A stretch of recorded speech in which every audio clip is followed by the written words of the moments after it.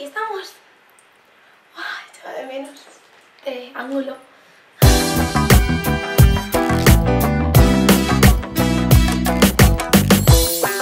Hola chicas, ¿qué tal? Bueno, pues estoy, la verdad es que muy contenta de haber vuelto y de poder subir vídeos porque acabo de llegar hoy y lo primero que he hecho, nada más deshacer la maleta, ha sido sentarme aquí y grabar un vídeo.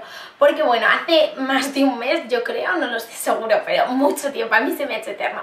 Y bueno, he estado hablando con muchas de vosotras por Twenty, Facebook y Twitter menos, pero también.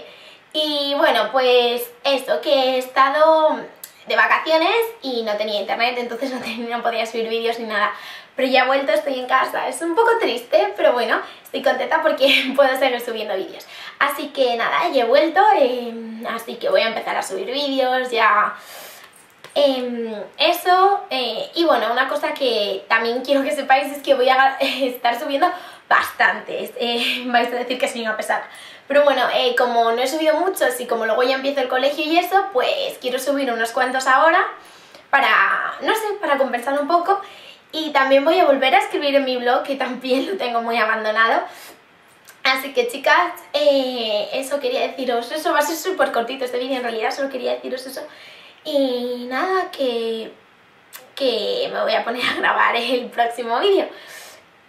Así que nada, un besito enorme, adiós chicas.